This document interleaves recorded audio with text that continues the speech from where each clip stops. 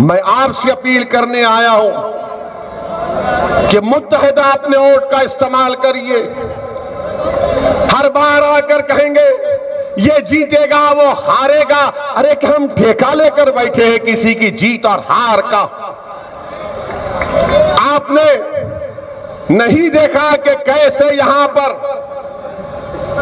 हमारे बड़े भाई अतीक साहब की, हमारी बहन उनकी बेगम जब वो अपने शौहर का खत पढ़कर सुना रही थी तो उनकी आवाज में जज्बाती हो गई हमारी बहन। अतीक अहमद जेल में है, आजम खान जेल में है। मैंने आज से 3 दिन पहले पार्लियामेंट की तकरीर उठाकर देख लो कि जब नरेंद्र मोदी की सरकार ने CBI, ED, central vigilance commissioner के डायरेक्टर्स की मियाद में इजाफा किया तो असदुद्दीन ओवैसी ने आप तमाम की तरफ से खड़े होकर पार्लियामेंट में इस बात का मुतालबा किया, ये सीबीआई किस काम की है? जब बाबरी मस्जिद के क्रिमिनल ट्रायल का फैसला आया, जिन मुल्जिमों की मौजूदगी में बाबरी मस्जिद को शहीद किया गया, तो कोर्ट ने फैसला दिया कि कोई भी मुल्जिम नहीं है। हमने पार्लियामेंट में पूछा कि बताओ क्या सीबीआई ने अपील क्यों नहीं की? किसने तोड़ा बाबरी मस्जिद को? क्या कोई समाजवादी का बोल सका? क्या कोई बीएसपी का बोल सका? क्या कोई कांग्रेस का बोल सका? मैं पूछा जाकर इन लोगों से कि बताओ तुमने बात क्यों नहीं उठाई? तो नजरें झुका लिए। मैं समझ गया क्योंकि मस्जिद मेरी शहीद हुई थी, इनकी नहीं हुई थी। मेरी मस्जिद को शहीद किया गया था, मगर मस्जिद तो शहीद करने वालों ने शहीद किया, मगर उन्होंने हिंदुस्तान की बुनियादों को कमजोर कर दिया। तुमने अपने जालिम हाथों से एक मुबारक जगह को उसको शहीद किया, मगर हिंदुस्तान को तुमने हिला दिया, रूल ऑफ लॉ को हिला दिया।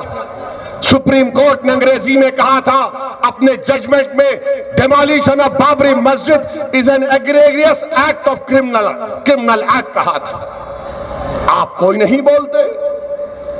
हमने पूछा पार्लियामेंट में, मैंने पूछा कि आजम खान के ऊपर मुकदमा कौन सा है, सीबीआई का या जो भी पुलिस ने मुकदमा आयद किया, कि आजम खान जो मंत्री थे उन्होंने लोगों का तकर्रुर किया, नौकरी दी, उनको जेल में डाल दिया। तो क्या अखिलेश यादव खामोश बैठे थे 5 साल, कुछ नहीं किया? एक मिनिस्टर है आजम खान थे, लोगों को नौकरी दी, उसके ऊपर केस बुक हो गया, तो क्या अखिलेश यादव कुछ नहीं किए? इतना बड़ा बड़ा रोड बनाए, हर काम बोलते मैंने किया, तो फिर आजम ने क्या किया था? आजम खान जेल में है और अखिलेश यादव बाहर कैसे, बताओ? तो मालूम हुआ कि सीबीआई, नरेंद्र मोदी की सीबीआई सिर्फ मुसलमानों के खिलाफ इस्तेमाल होती है, अखिलेश के खिलाफ नहीं इस्तेमाल होती। मैं जानता हूं कि मेरी इस जुमले के बाद, मेरे इस तकरीर के बाद समाजवादी के लोग बड़े तड़पेंगे, रात में नींद नहीं आएगी। जवाब दो मेरी इस बात का तुम लोग। आजम खान जेल में क्यों है बताओ? क्यों जेल में आजम खान? बकरी चोरी, भैंस चोरी। ये दिन आ गया हम लोगों को, जो लोग अपने घर में अगर कोई मेहमान आता तो बकरी क्या, भैंस को जुबा कर देते, उस पर इल्जाम। मेरे अजीज दोस्तों और बुजुर्गों, ये होती है ताकत आपकी कि पार्लियामेंट में सिर्फ 2 मंजलिस के एमपी हैं, मैं और इम्तियाज जलील। मगर अल्लाह का करम है कि अल्लाह ने हमारी जबानों में तासीर दी, अल्लाह ने हमारे दिमाग को खुला रखा, अल्लाह ने हमको मरूब नहीं किया इन जालिम हुकूमतों से। हम बेखौफ होकर मसाइल का बयान करते हैं। यही काम आपको उत्तर प्रदेश में करना है।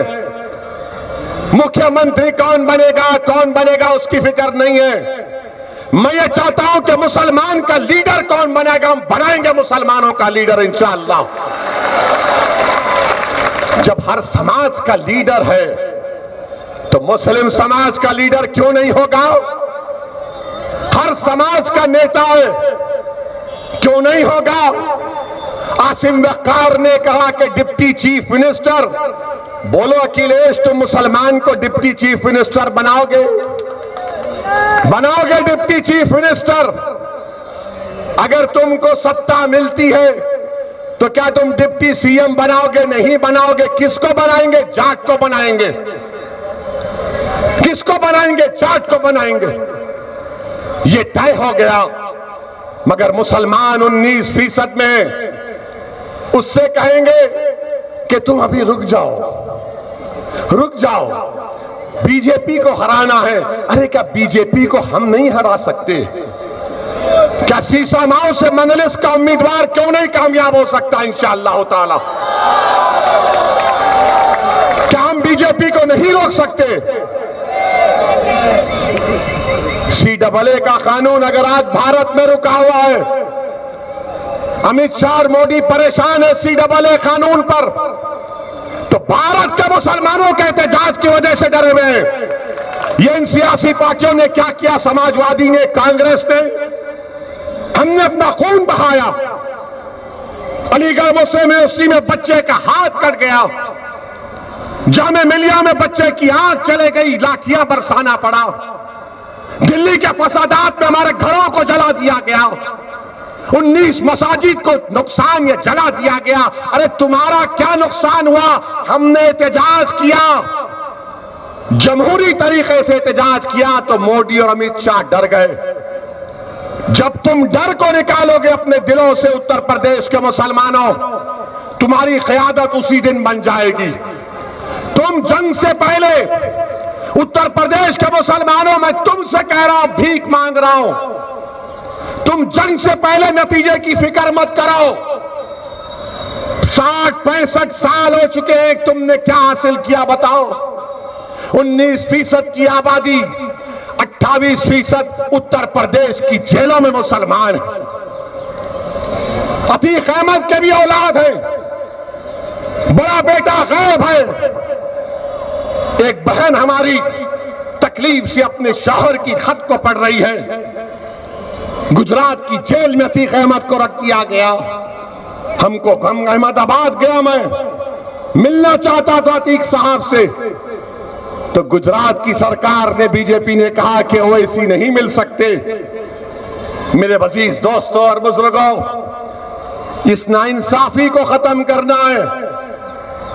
अगर आप इसी तरह सोचते रहेंगे कि कैसा होगा, क्या होगा, याद रखो, शैतान हर नेक काम करने से पहले इंसान को डराता है। शैतान और नफ्स एक मुसलमान से कहता है कि मत कर ये नेक काम। आप सोच लो, अगर आप सुबह उठेंगे कि मैं नेक काम करूंगा, शैतान बोलेगा ये करेगा तो पैसों का खर्चा होगा।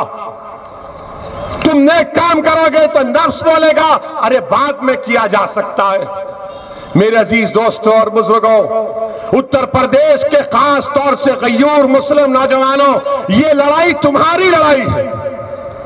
मैं अपनी लड़ाई लड़ने नहीं आया हूं, मैं तुम्हारी जवानी को बचाना चाहता हूं। मैं चाहता हूं कि जब तुम बूढ़े हो जाओगे, जब मैं नहीं रहूंगा, मैं कब्र में रहूंगा, तुम जोश में रहो, तुम्हारा राज रहे, तुम्हारी क़यादत रहे, तुम्हारी आवाज रहे, तुम्हारी इज्जत बहाल हो जाए। नौजवानों, ये लड़ाई तुम्हारी है। अगर आज मजलिस लड़ रही है तो ये नौजवानों को उनके रोशन मुस्तकबिल के लिए, नौजवानों का रोशन मुस्तकबिल हो। ये मैं क्यों कह रहा हूं? ये मैं इसलिए कह रहा हूं कि अंग्रेजी का एक लफ्ज है इंटरजेनरेशनल मोबिलिटी, जिसका मतलब यह है कि अगर बाप इतना कमाता था तो बेटा बाप से ज्यादा आमदनी है। अगर बाप इतना पढ़ा था या मां इतनी पढ़ी थी, तो बेटा और बेटी अपने मां और बाप से ज्यादा पढ़ेंगे। आपको मालूम उत्तर प्रदेश के मुसलमानों,